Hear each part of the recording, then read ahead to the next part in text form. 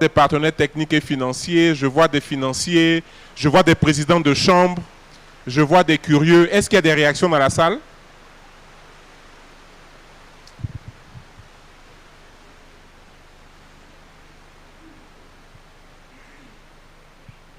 Merci.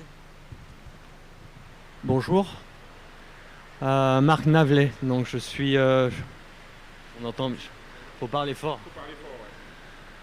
Ok, donc Marc Navelet, je suis le coordonnateur chargé du suivi du programme des infrastructures de la Banque mondiale, dont la direction des opérations est basée ici à Abidjan et je couvre la Guinée, le Togo, le Bénin et la Côte d'Ivoire.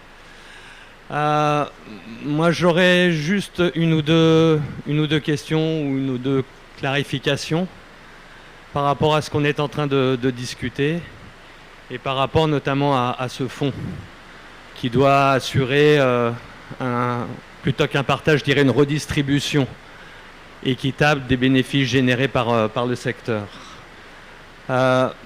Au-delà de la mise en place de l'instrument, qui est tout à fait notable et remarquable aujourd'hui, la préoccupation que j'ai, elle est sur la traçabilité et la gestion des fonds qui vont abonder, sortir du fonds, etc. Parce qu'on comprend qu'il y a un actionnariat salarié, très bien, mais je pense que ce fonds, il a aussi une vocation plus globale de redistribution au bénéfice de la totalité de l'économie du pays. Donc, pour moi, ça ne doit pas s'arrêter uniquement à rémunérer ou accorder des dividendes à l'actionnariat, ou en tout cas aux partenaires. Je pense qu'il y a un sujet sur la redistribution au niveau des communautés locales, celles qui sont dans les aires où il y a des concessions minières, qui exploitent, enfin qui vont travailler ou pas avec ces concessions, qui vont travailler ou pas de façon légale ou illégale, et sur lesquelles il va y avoir quand même à un moment la question de savoir comment est-ce que les uns et les autres vont avoir un accès équitable à la ressource naturelle. Ça, c'est un premier point. Le deuxième point, alors pour revenir sur ce que vous disiez tout à l'heure, il y a quelque chose qui est quand même fondamental aussi par rapport à ces communautés locales, c'est la préservation de leur cadre de vie. Ça se valorise pas monétairement.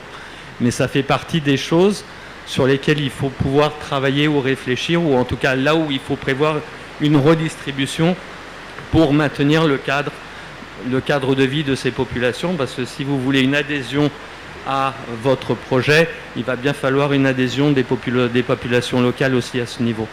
Donc voilà, j'aurais aimé un petit peu avoir des clarifications, en tout cas qu'est-ce qui est envisagé en matière de collection, gestion et redistribution de ces fonds en termes de traçabilité, et puis aussi savoir un petit peu forcément quels vont être les garde-fous, ou en tout cas qu'est-ce qu'on peut envisager comme bénéfices élargis socio-économiques de ce que vous êtes en train de développer. Merci beaucoup.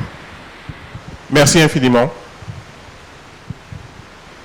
Alors bonjour à tous, mon nom est Sonia Taureau, ici je représente la Chambre de commerce Union Européenne-Afrique.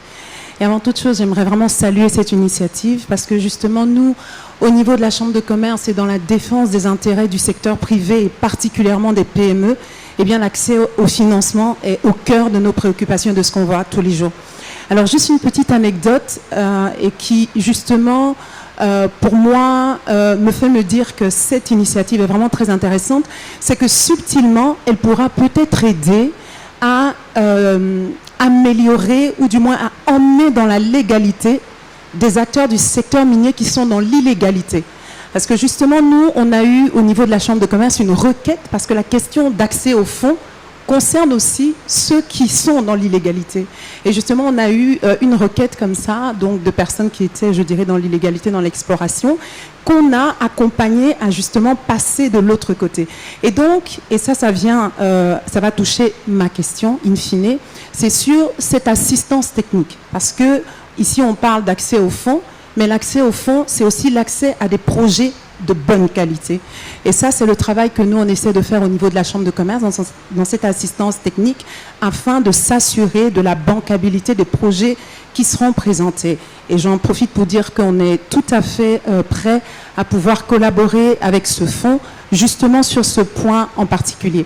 Donc la question que j'ai, c'est qu'est-ce que vous envisagez en termes de collaboration justement avec des acteurs comme ceux que nous sommes? Et aussi, la dernière question, est-ce que le fonds ou les projets qui seront visés par le fonds seront exclusivement des projets du secteur minier? Parce que l'initiative est tellement intéressante, les rendements ont l'air tellement appétissants que, voilà, je vois déjà des projets qu'on a dans notre portfolio qui pourraient peut-être, pourquoi pas, souscrire ou se présenter à ce fonds. Merci beaucoup. Merci, merci. C'est une excellente et riche question. Merci, monsieur le modérateur. Jean Adeloumé, je suis le président de la PIET, donc qui est la Chambre des mines du Togo. Et on est membre des FEDCOM. Je salue mon président au passage. Bien. Je pense qu'une initiative comme ça, qui est corporatiste et participative, doit venir éveiller un peu nos États, puisque dans la plupart des codes miniers donc de nos États, il est fait mention de la participation et de l'État et des populations au capital. Par exemple, au Togo, il y a 10% de parts gratuites.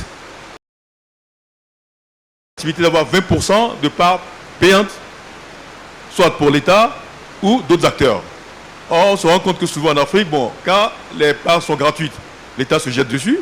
Mais par contre, quand les parts sont payantes, souvent, on se dit, bon, voilà, ceux-là, ils vont peut-être truquer leur compte, on va pas... Voilà, on est très frileux. Alors qu'on a là la possibilité d'avoir un fonds, déjà, tout fait, qui peut même être souverain, pour pouvoir investir, voilà, dans le contenu local. Donc je pense que parfois, on va regarder très loin les choses qui sont à côté de nous. Donc l'État doit regarder ce côté-là pour pouvoir renforcer ce type d'initiative. Merci. Merci infiniment. Je pense qu'on va commencer par cette première salve de questions. Donc moi déjà, ce que j'entends à observer, c'est que le fait que le fonds soit tellement innovant, tellement excitant, ça fait qu'il y a beaucoup de suggestions et d'idées qui sont en train de sortir.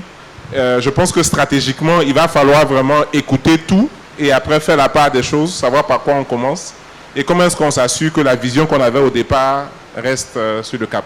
Mais bon, Président, peut-être commencer par toi, ensuite, Madame, ensuite ton Président. Parfait. Merci infiniment et merci à tous les intervenants pour la qualité des interventions, mais surtout la pointe des préoccupations qui, pour notre compte, devraient aider à améliorer le projet. Et c'est pour ça que quand les questions fusaient, je regardais attentivement et fixement Serge et Wilfried, qui sont les porteurs techniques, qui vont certainement intégrer toutes ces préoccupations-là. Sur la question de la traçabilité, de la prise en compte des communautés environnantes et plus largement des stakeholders at large autour du projet, le fonds en lui-même est déjà le début de la réponse. Parce que ce qui permet de faire, pour le dire trivialement, ce qu'on vise en premier lieu, immédiatement, c'est des employés du secteur minier décident, et ce soir, avec la permission de Laetitia, Endeavour sera en train de conduire une cérémonie de awards à des sous-traitants autour de leur mine, donc dans leur écosystème, qui est une façon pour eux de saluer et de amplifier toute la politique de développement du contenu local autour de leur mine. C'est un événement qui est prévu pour ce soir.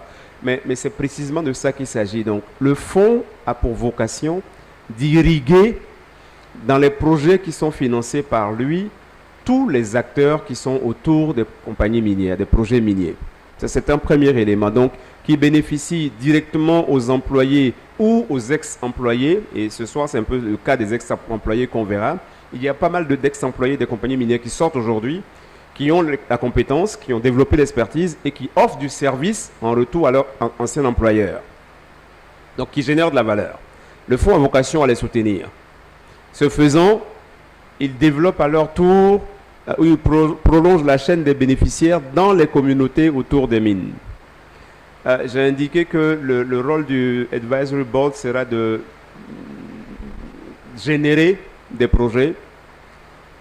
Madame, oui, dans un premier temps, on veut rester circonscrit parce que, bon, on connaît la règle, hein, qui trop embrasse mal étreint. Donc, on va essayer de rester focus. Ça ne dit pas que demain, avec le succès et l'accomplissement et la maîtrise du projet d'origine, on ne puisse pas s'étendre. Mais les fonds commencent toujours tous quelque part. Voilà, donc celui-là commencera par le secteur minier. Le porteur technique a déjà de grandes ambitions qui dépassent même notre vision. Donc je peux vous garantir qu'assez rapidement, ça va aller au-delà du secteur minier. Donc voilà ce que je veux dire rapidement et puis laisser la parole aux autres. D'accord. Alors, quand j'ai suivi la présentation, je suis convaincue qu'à l'intérieur des outils que le fonds va mettre en place, il y aura une partie formation. C'est parce que les acteurs, je prends le cas par exemple des fournisseurs miniers, des fois le goulot d'étranglement, c'est vrai, ça peut être le financement, mais un autre goulot d'étranglement qui peut être remarqué pour les fournisseurs miniers par exemple, c'est la capacité, c'est connaître l'industrie minière, c'est structurer le business, c'est avoir une comptabilité, c'est pouvoir gérer les ressources humaines, le tout dans le management. Des fois, on pense que c'est déjà des acquis, mais à travailler avec les fournisseurs miniers, je me suis rendu compte que des fois, c'est là-bas que se trouve la difficulté. Donc, madame, je peux vous assurer qu'ils auront besoin de vous. Il n'y a rien à faire. Donc, approchez, attrapez sa veste. Ils auront besoin de vous pour que vous les aidez à accompagner les entreprises, à renforcer les capacités en management, afin qu'elles puissent être capables même de postuler pour avoir des financements. La deuxième chose, c'est que pour les communautés, c'est sûr que si on laisse les communautés à elles seules, ça ne va pas être évident. Donc c'est en ce moment qu'on a besoin des organisations, des OSC qui travaillent au niveau des communautés, qui accompagnent les communautés, pour qu'au-delà de revendiquer que ces OSC aillent former les populations, les mettre en coopérative, les montrer comment est-ce qu'elles peuvent ensemble investir ou participer à ce fonds-là et de façon indirecte participer à l'investissement dans les mines et à tirer des bénéfices. Alors, l'environnement pour le cadre de vie des populations, oui, les mines sont déjà là-bas. Elles prennent déjà, elles mettent en œuvre des actions qui puissent atténuer